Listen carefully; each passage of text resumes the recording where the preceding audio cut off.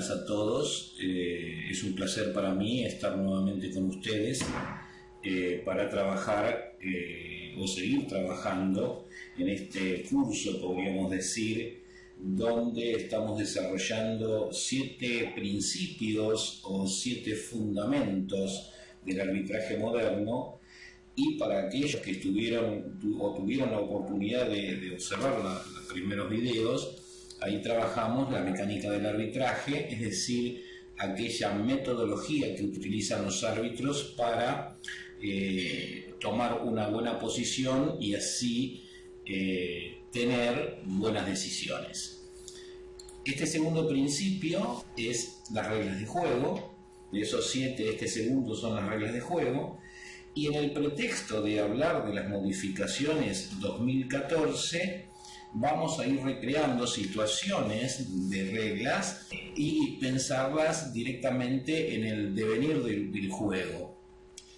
Este principio es convocante no solo a los árbitros, sino también a entrenadores, a jugadores, a dirigentes y a todos los involucrados en el juego en general, por ser las reglas aquel marco referencial que hace posible el desarrollo del básquetbol. Yo tengo ganas de presentarlo de acuerdo a la coherencia interna de las reglas, es decir, en razón de su aparición por el recorrido de artículos de las reglas.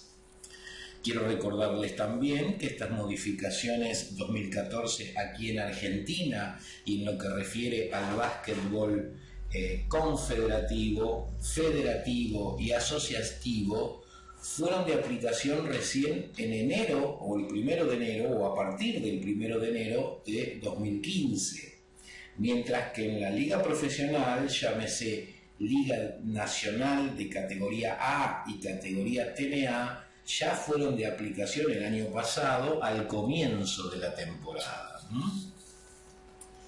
Dicho esto, voy a ir introduciendo estas modificaciones teniendo como prejuicio el suponer que ustedes ya conocen las reglas hasta sus últimas modificaciones 2012. De todas maneras, insisto, vamos a usar como pretexto estas modificaciones para también ir pensando las reglas, y saben ustedes que en mi canal ahí tienen la posibilidad de hacer preguntas por escrito, las cuales voy a tratar de ir contestando, aquellas que surjan por estos desarrollos que yo planteé y también las que puedan surgir de acuerdo a sus expectativas de saber o conocer algún aspecto reglamentario. Quiero también aclararles que de considerar que alguna pregunta o una serie de preguntas hagan a algún punto estructural e importante de la regla, vamos a hacer un video para explicarlo más fehacientemente y socializarlo con todos, ¿no?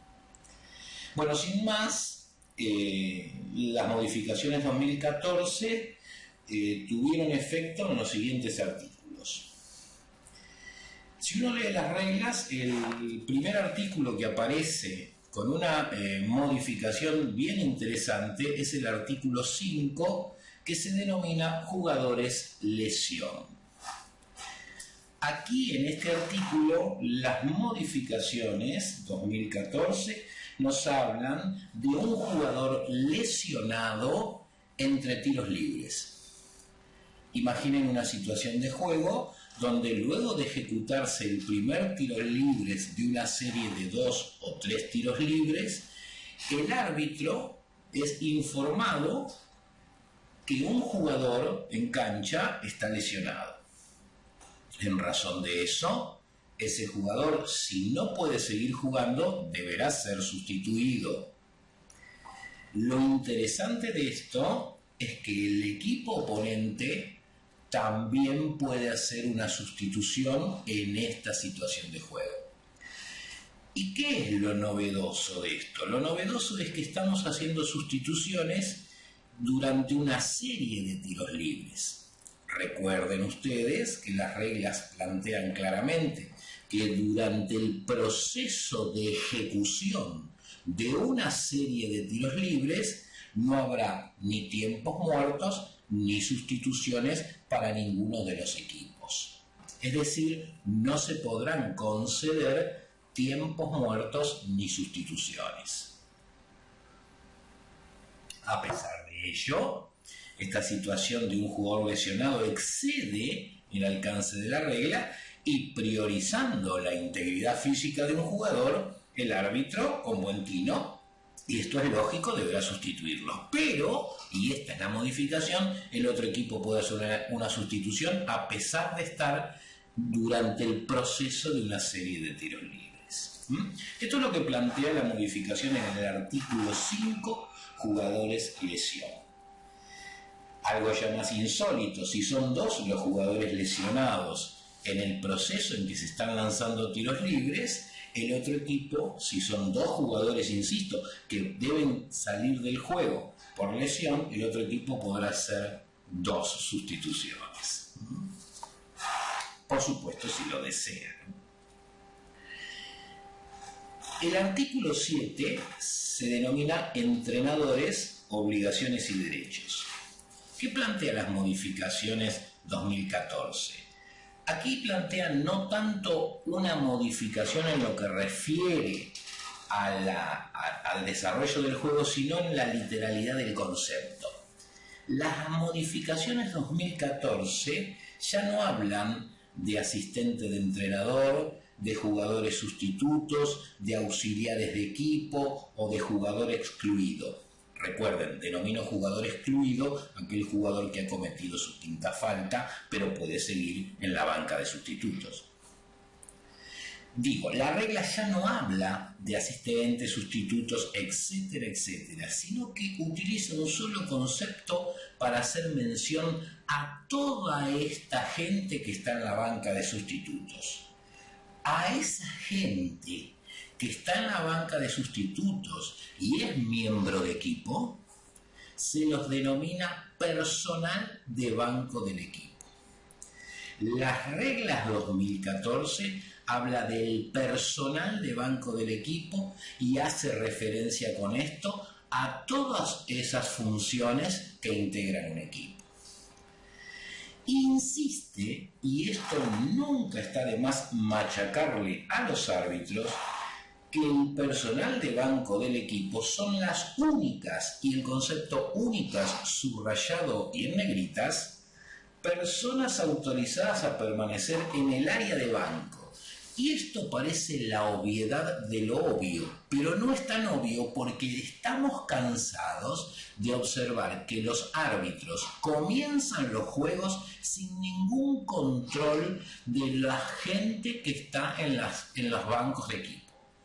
Solo pueden permanecer en el banco de equipo todo aquella persona que integre el equipo y o en su defecto esté en planilla de juego.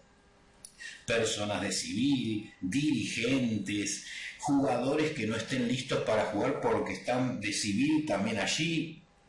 Estas personas no deben dejarlas en la banca, deben retirarlos, porque si ustedes los dejan en la banca y estas personas generan un acto de indisciplina, la responsabilidad es de ustedes, pero en ese acto es también del entrenador. Y es muy posible que se sancionen una falta técnica a la banca por un acto de indisciplina de alguien que no debió estar en ese banco de sustitutos.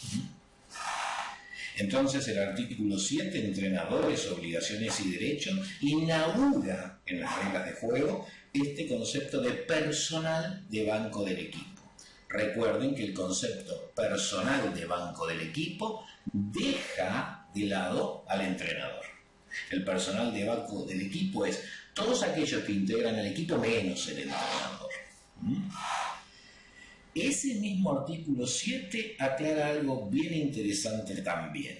Esto es para auxiliares de mesa, comisionados técnicos y también para árbitros. El entrenador y el ayudante del entrenador pueden ir a la mesa de control, como no, durante el juego para obtener información estadística únicamente, ¿no? Pero Observen esto, cuando la pelota está muerta y el cronómetro del partido detenido.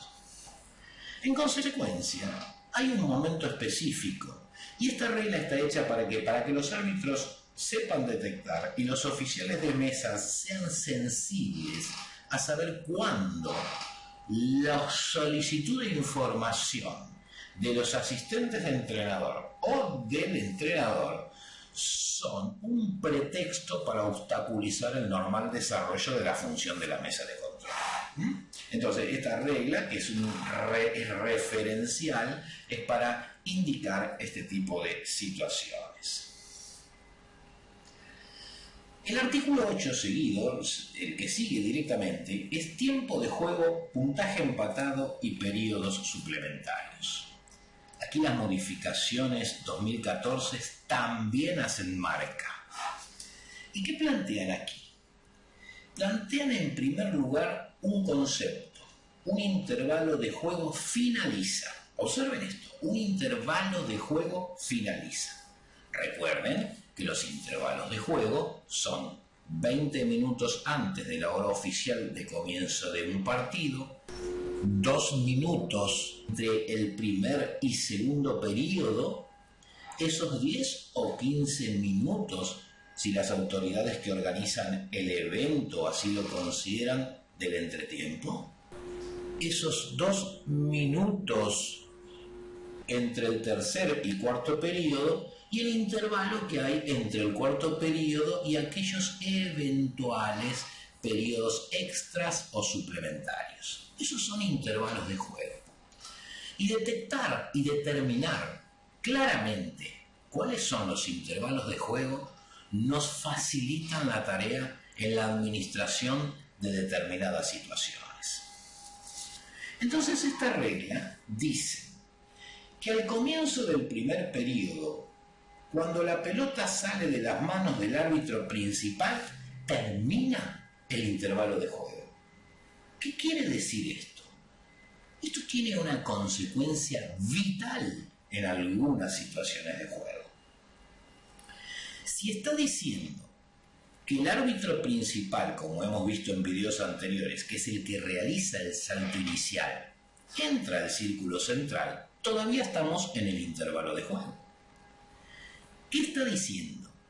Que el árbitro principal que hace el salto inicial, cuando está presto a hacer el salto inicial, todavía estamos en el intervalo de juego. ¿Cuándo finaliza el intervalo de juego? Cuando el árbitro se desprende de la pelota en el mismo acto de hacer el salto inicial. Consecuencias prácticas. Imaginen ustedes que el árbitro principal ingresa al círculo central a hacer el salto inicial. Y el árbitro libre, aquellos que vieron los primeros videos saben a qué me refiero con el árbitro libre, aquel que no hace el salto inicial, sanciona una falta técnica a la banca. Un jugador que está en la banca se para y dice: a ver si hoy dirigís bien, porque la última vez bien que nos perjudicaste, bla bla bla bla bla bla, y recuerda a su madre. El árbitro libre sanciona falta técnica. En el momento en que hace sonar el silbato, está el árbitro principal dentro del círculo central, pero todavía con la pelota en sus manos. Esa falta técnica es una falta técnica en intervalo de juego. ¿Cuáles son las consecuencias entonces? ¿Hay una falta técnica a la banca? ¿O esa falta técnica es a un jugador? Primera pregunta. Como estamos en intervalo de juego, y esto también para el bolsillo del caballero y la cartera de la dama, si estamos en intervalo de juego y hay una falta técnica sancionada y el causante de esa falta técnica es un sustituto, la palabra sustituto la elimino, porque si estoy en intervalo de juego, ese sustituto es un jugador. No hay sustitutos y jugadores durante un intervalo de juego. Entonces le debo solicitar que se quite el buzo, determinar qué número es y anotar en planilla un T1 al jugador pongamos por caso 7 del equipo B, y el partido se iniciará con un lanzamiento libre por parte de cualquier jugador ya elegido para jugar de esos 5 y luego el salto inicial. Y esa falta es una falta acumulativa del equipo para ese primer periodo.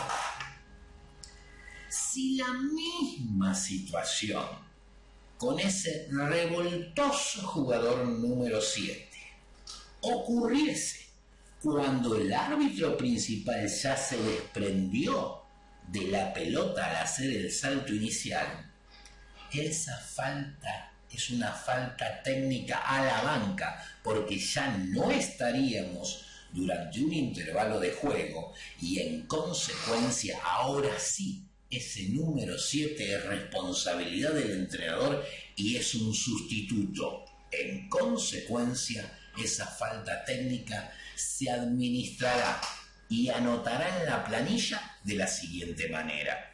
Se anotará en la planilla como B1 y comenzará el juego con un lanzamiento libre por parte de cualquier jugador oponente y el salto inicial, y no se acumulará ninguna falta en acumuladas por equipo. Y esto es de vital importancia. Y luego dice, y al comienzo de todos los demás periodos, cuando la pelota está a disposición del jugador que va a efectuar el saque. ¿Qué quiere decir esto? Que si va a comenzar el segundo, tercero o cuarto periodo, que comienza en una situación de salto, porque voy a acordar directamente en relación a la flecha la pelota, cuando entrego la pelota, si ocurriese una falta técnica, ya estoy durante el juego, ya no estoy en intervalo de juego. Pero si la falta técnica ocurre antes de que el árbitro entregue la pelota en el segundo, tercero o cuarto periodo, esa falta técnica es una falta en intervalo de juego donde la característica diferencial es que todos son jugadores. El artículo 9 habla del comienzo y final de un periodo o del partido. Entonces vuelve a insistir que el primer periodo comienza cuando la pelota sale de las manos del árbitro principal y los demás periodos cuando la pelota está a disposición del jugador que va a efectuar el saque. Pero más abajo dice, cuando el tablero esté equipado con iluminación alrededor de su perímetro, la iluminación tiene prioridad sobre la señal sonora del reloj del partido. Y esto es bien contundente y en un momento nos dejó pensando, ¿no? En la vida profesional todos sabemos que está reglamentado que junto con la señal de finalización de un periodo debe encenderse el marco lumínico de los tableros. Esto ayuda al árbitro a determinar el momento exacto en que el periodo finaliza.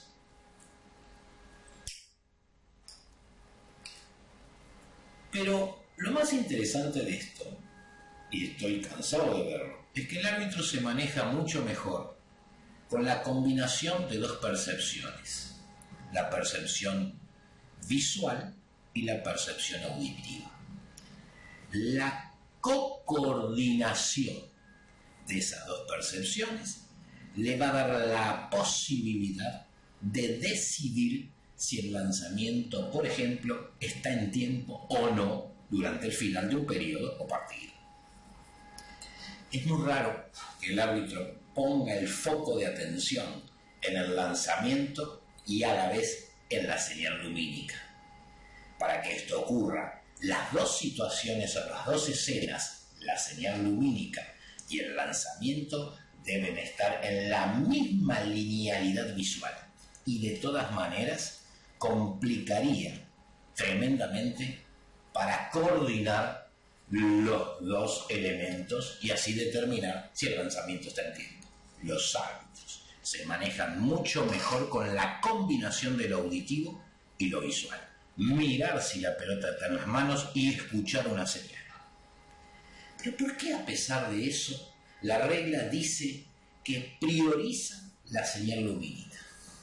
Prioriza la señal lumínica porque ahora los árbitros van a poder apelar al video con repetición si fue oficialmente elegido previo al partido por el árbitro principal, y en caso de duda podrá apelar para saber, por ejemplo, si el lanzamiento está en tiempo o no. Entonces las reglas nos dejan un suelo fértil para determinar que la luz nos ha mostrado que el lanzamiento es o no válido. Pero durante el juego, queridos amigos árbitros, ustedes van a ver que la señal sonora es la referencia mayor que ustedes tienen. Pero si van al video, lo sonoro no sirve, pero sí sirve lo visual, siempre y cuando ese juego de cámaras sea lo suficientemente legítimo para que ustedes puedan determinar si ese lanzamiento, por ejemplo, son válidas o no son válidas. Eso es lo que quería decir al respecto.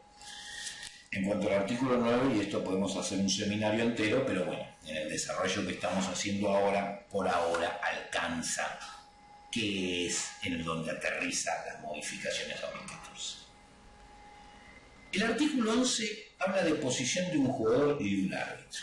Acá parece ser que no va a haber ninguna novedad. Ustedes saben que la posición de un jugador y de un árbitro es la que ocupa en la cancha cuando está tocando el piso. Pero si salta, es la última que ocupó antes de saltar. Esto lo sabemos. Pero ¿por qué las modificaciones 2014 hacen marca, hacen efecto en este artículo? Porque va a dar cuenta de las áreas de semicírculo de no carga. Los semicírculos de no carga, las líneas ahora que lo delimitan a los semicírculos de no carga, son parte de ese semicírculo de no carga. Y esto tiene un efecto contundente en la práctica. ¿Cuál es ese efecto? Que si un jugador está pisando con un pie una pequeña porción de esa línea, se lo considera dentro del área de no carga. Y al considerarlo dentro del área de no carga, es de aplicación toda la situación de un jugador que va a lanzar al cesto para determinar bloqueos o cargas. Es decir, que sin ampliar nada en lo físico de la cancha, desde el concepto se amplía el área de no carga. En razón de eso, recuerden ustedes que en 2012 hablamos que los semicírculos de no carga son las áreas dentro de las líneas que lo delimitan. Por eso los jugadores estaban dentro del semicírculo de no carga cuando tenían ambos pies dentro del semicírculo de no carga sin tocar ninguna línea. Ahora se está hablando que tocar una línea ya es estar dentro del semicírculo de no carga. Y con esto termino. En consecuencia, ahora se amplió la posición ilegal para defender de un jugador. Se considera que un jugador está en defensa legítima cuando no está tocando ninguna línea que delimita el semicírculo de no carga. Bueno, dejamos aquí esta primera parte. Gracias.